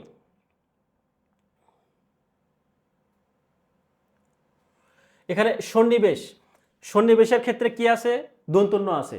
তো ত থ দন্তন্য পাইছি না, এই দন্তন্যর ক্ষেত্রেও কিন্তু কি আছে, এই যে দন্তন্য আছে, আছে আছে। তো এরকম উদাহরণের ক্ষেত্রে যত আছে, সরি, তো এরকম আমাদের যত উদাহরণ আছে, এই যে এখানে যে যেই শব্দগুলো দেয়া আছে বা যেই ছকটা দেয়া আছে, এরকম যত উদাহরণ সম্পূর্ণ, সন্ত্রাস, কিঞ্চিত, এখানে কি ইও যোগ চ আছে, তাই না, একটা ইও, তারপর কি দন্তন্য আছে, একটা মো আছে, এটা কি ইও আছে, দন্তন্য আছে, তারপর কি একটা মো আছে, একটা মো, এই সকল কিন্তু এগুলো সবগুলো হচ্ছে কি আমরা কি জানি 5 নাম্বার বর্ণ, বা আমরা কিন্তু জানি যে নাসিক্য, তাই না। তো এই 5 নাম্বার যদি হয় সেক্ষেত্রে একটা কি আসছে, সন্ধি বিচ্ছেদের একটা কি আছে, মো, আর কিচ্ছু নাই, একটা হচ্ছে মো, তাই না। এই সবগুলোর ক্ষেত্রে কিন্তু সেম নিয়ম, অর্থাৎ আপনি খেয়াল করে দেখবেন কিন্তু এখানে কি দন্তন্য, এই সবগুলো কিন্তু কি আছে, অর্থাৎ এই যে 5 নাম্বার যে ঘর আছে, এই 5 নাম্বার ঘরের যে বর্ণগুলো সেই বর্ণগুলো কিন্তু এখানে দেয়া রয়েছে, তাই না, এখানে কিন্তু রয়েছে। তো এগুলো কিন্তু খেয়াল করে দেখলে কিন্তু আপনারা বুঝতে পারবেন, তাই না। তো এগুলো যদি হয় তাহলে আমরা কি বলবো 5 ইকুয়াল টু মো। তবে এখন একটু আমাদেরকে মাথায় রাখতে হবে, একটু মনোযোগ দিই সবাই, একটু মনোযোগ দিই, যদি যদি যুক্ত বর্ণটা এই নাসিক্য যে বর্ণগুলো আছে, অর্থাৎ এই 5টা যে যে 5 নাম্বার বক্সের মধ্যে যে বর্ণগুলো আছে সেই বর্ণগুলো যদি জোড়ায় জোড়ায় থাকে, সেটার একটা নিয়ম আছে। কিরকম খেয়াল করি, এই যে এখানে একটা দন্তন্য এবং মো আছে, দুইটাই নাসিক্য না, দুইটাই নাসিক্য। এখানে কি ও আছে, একটা মো আছে, সবগুলো কিন্তু 5 নাম্বার বক্সে। তারপর কি একটা ও আছে, মো আছে, এখানে একটা কি আছে, দন্তন্য আছে, মো আছে, অর্থাৎ এই সকল যুক্ত বর্ণ কিন্তু নাসিক্য। আর আগের যে যুক্ত বর্ণ ছিল সেগুলো কিন্তু খেয়াল করি, এখানে কিন্তু দন্তন্য ধ, ধ কিন্তু নাসিক্য না, 5 নম্বর ঘরে ধ কিন্তু নাসিক্য না, ঠিক আছে, বা এখানে ইও চ, ইওকে সঞ্চয়কে ভাঙালে ইও আরেকটা কি থাকবে চ, এই চটা কিন্তু 5 নম্বর বক্সে না। 5 নম্বর বক্স বলতে কি এখানে কি চ আছে? নাই। চ হচ্ছে কোথায় আছে? এই যে চ। অর্থাৎ যদি এই বক্সের যা আছে সবগুলোই যদি মিলে যুক্ত হয়, সেটার একটা নিয়ম, সেই নিয়মটা হচ্ছে কি, এই যে এখানেই বলছে, সেই নিয়ম হচ্ছে কি 55 ইকুয়াল টু 115। মানে কি 55 বলতে কি বোঝাচ্ছে, এখানে 5 নাম্বার ঘরে যেগুলো আছে সেটা যদি থাকে তাহলে কি হবে, প্রথমে একটু উদাহরণগুলো খেয়াল করি। প্রথমে যেটা হবে, এই মৃৎময়কে যদি ভাঙাই তাহলে কি হবে, এই দন্তু মৃতটাকে দন্তুন্ন, প্রথমে হচ্ছে কি দন্তুন্ন এবং এখানে মো আছে না, তাহলে এই দন্তুন্ন ইকুয়াল টু কি হবে, মো হয়ে যাবে, 1 নাম্বার হবে। কিরকম, এই যে দন্তুন্ন আছে না, এই দন্তুন্নটা 1 নাম্বার হয়ে যাবে। প্রথম কথা, প্রথম যুক্ত বর্ণে দন্তুন্ন 1 নাম্বার হবে। এই দন্তুন্ন কি 1 নাম্বার, কি একটা খণ্ডত্ব পাইছি আমরা, আর এই মোটা কিন্তু মোটা থেকে যাবে। অনেক জটিল মনে হচ্ছে তাই না? জটিল মনে হচ্ছে? আচ্ছা আমি একটু এখানেই লিখে দিই।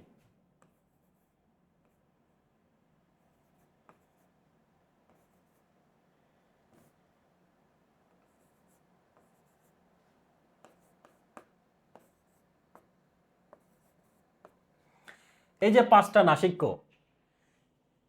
এখানে খেয়াল করুন তো, যে যুক্ত বর্ণগুলো আছে এখানে, যে উদাহরণ, সবগুলো উদাহরণের ক্ষেত্রে কিন্তু, এখানে সবগুলো উদাহরণে কিন্তু এই নাসিক্যগুলোই কিন্তু যুক্ত বর্ণ। এখানে দন্তন্য আছে আর মো আছে, এখানে দন্তন্য আছে, মো আছে, এখানে দন্তন্য মো, এখানে আছে ও মো, ও ও আছে, মো আছে, তাই না? অর্থাৎ এখানে দন্তন্য মো, অর্থাৎ এখানে যেগুলো আছে সবগুলো কিন্তু শুধুমাত্র এই 5টা বর্ণই কিন্তু যুক্ত বর্ণ। এর আগে দেখছি কি এটার সাথে কিন্তু আদার্স বর্ণও কিন্তু যুক্ত থাকতে পারে, বাট এখানে শুধুমাত্র নাসিক্যগুলো নিয়েই কিন্তু যুক্ত। এখন পরীক্ষায় আসতে আমরা জানি যে নাসিক্য বর্ণ কোনো কোনো বই দেখছে 3টা, কোনো বই 5টা, কোনো বই 7টা, সেই প্রসঙ্গে আমরা যাচ্ছি না, ওইটা ভিন্ন জিনিস, ওটা কিন্তু আমরা পড়ে আসছি।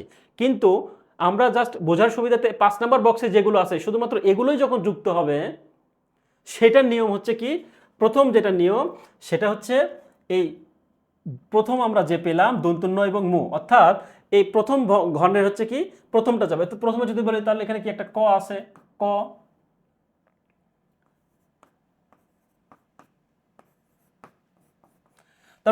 তার মানে এখানে আমরা পেয়েছি কি একটা দন্তন্য, তার মানে কি দন্তন্যর পরি সমান ইকুয়াল টু কি আসছে, দন্তন্য ইকুয়াল টু হচ্ছে ত হবে, দন্তন্য তুলে দিয়ে কি হবে ত, তাহলে এখানে এই যে এখানে ত আসছে তাই না, ত, তারপর কি পরবর্তী যে যুক্ত এই যে মু, সেই মুটা কিন্তু এখানে এসে অন্তস্থ হয়ে গেছে।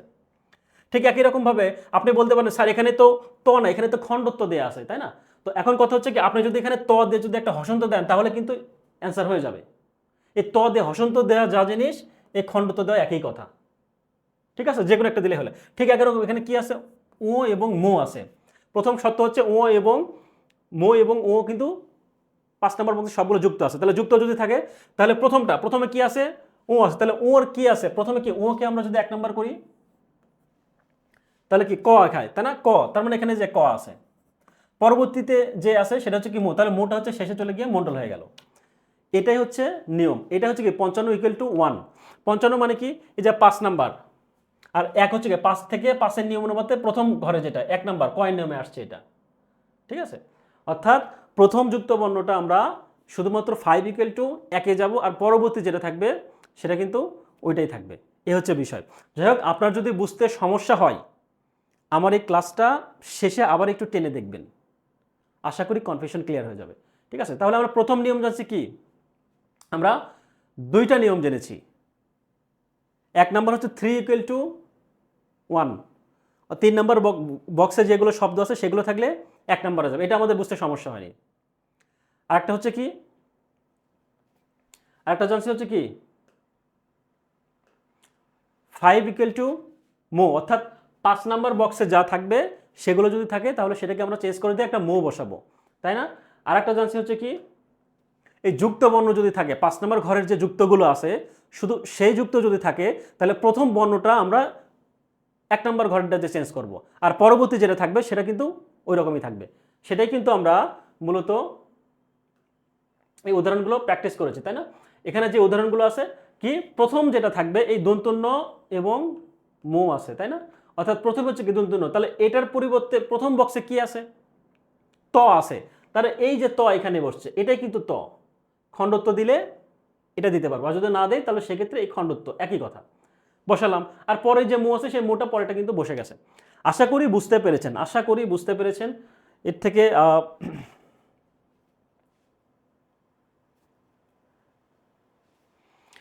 পরবর্তীতে খেয়াল করি এর কিছু একটু ব্যতিক্রম আছে, একটু ব্যতিক্রমগুলো একটু খেয়াল করি, ব্যতিক্রম একটু খেয়াল করি। তিনটা নিয়ম জেনেছি, 3 equal to 1, 5 number equal to মো বসে, তাই না, মো। আর আরেকটা জেনেছি কি 55 ইকুয়াল টু 15, এইটা। তো এখন যেটা জানবো সেটা হচ্ছে কি একটু ব্যতিক্রম, কিরকম, কিন্নর। এই কিন্নরের ক্ষেত্রে আমরা একটু খেয়াল করি, সব একটু মনোযোগ দিই। কিন্নরটা হচ্ছে দন্তন্য না, এখানে তো দুইটাই নাসিক্য, তাই না। আমরা তো নিয়ম জেনেছি কি দুইটা যদি নাসিক্য হয় বা 5 নাম্বার যদি বর্ণ হয়, দুইটা যদি যুক্ত থাকে সেক্ষেত্রে প্রথমটা হচ্ছে বসবে। তার মানে এখানে আমি কিন্নরকে যদি আমি ভাঙ্গাই তাহলে নিয়ম অনুযায়ী কি হওয়ার কথা ছিল, এটা দন্তন্যর প্রথম কি ত থ দ ধ দন্তন্য, তার মানে 1 নম্বর হচ্ছে ত, তার মানে এখানে হওয়ার কথা ছিল হচ্ছে কি কিত যোগ নর, এটা হওয়ার কথা ছিল না নিয়ম অনুযায়ী, যেহেতু এটাও একই রকম।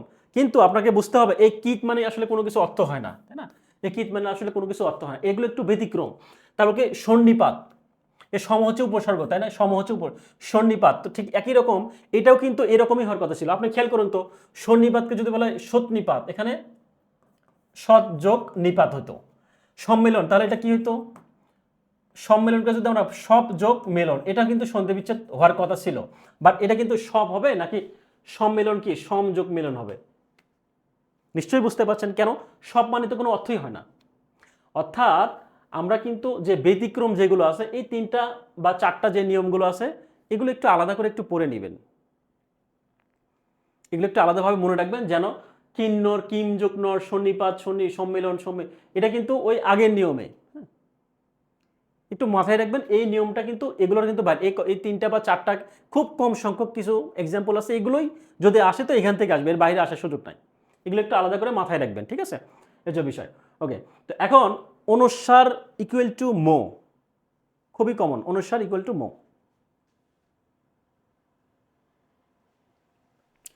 প্রচুর প্র্যাকটিস করতে হবে, ঠিক, এগুলো প্রচুর প্র্যাকটিস করতে হবে। অনুস্বার ইকুয়াল টু মো কিভাবে, এগুলো উদাহরণ দেখি, খুব ইজি নিয়ম।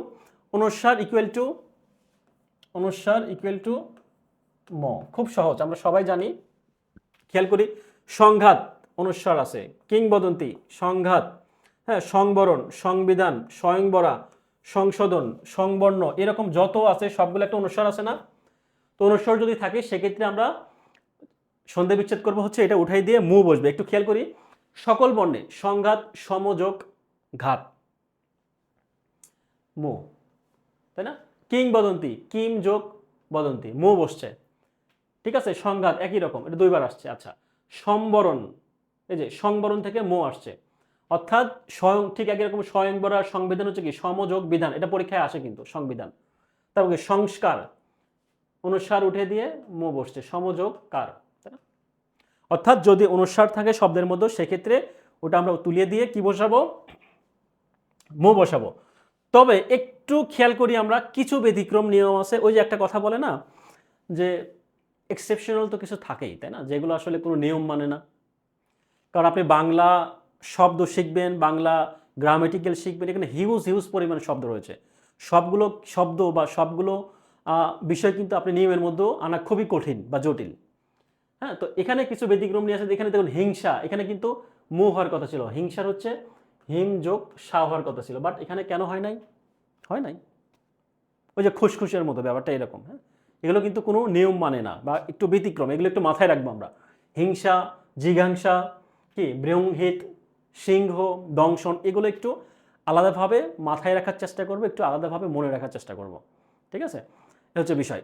এগুলো কিন্তু কোনো,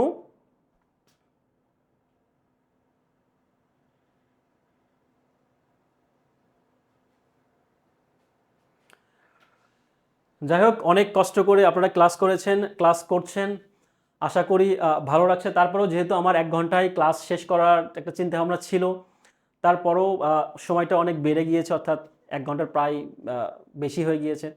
তো যাই হোক, রাগ করা যাবে না, হ্যাঁ, আপনারা কি রাগ করলেন নাকি আবার, যদি রাগ করে থাকেন তাহলে কিন্তু সমস্যা, রাগ করা যাবে না, ঠিক আছে, রাগ করলে সমস্যা, বুঝতে হবে এত এত নিয়ম পড়াচ্ছি, এত এত প্র্যাকটিস করতেছি, রাগ করা যাবে না, ঠিক আছে, এত বেশিক্ষণ পড়াচ্ছি দেখে কি রাগ করলেন আপনারা, মোটেও কিন্তু রাগ করা যাবে না। যাই হোক, আমাদের পড়া কিন্তু সন্ধির সেকেন্ড ক্লাস কিন্তু আমরা আজকের মতো এখানেই থাকবে। আর নেক্সট ক্লাস কবে হবে যদিও আমাদের রুটিনে দেওয়া আছে, আমরা আমাদের ঈদের আগে সম্ভবত ক্লাস বিষয়ে আমি এখনও ক্লিয়ার না।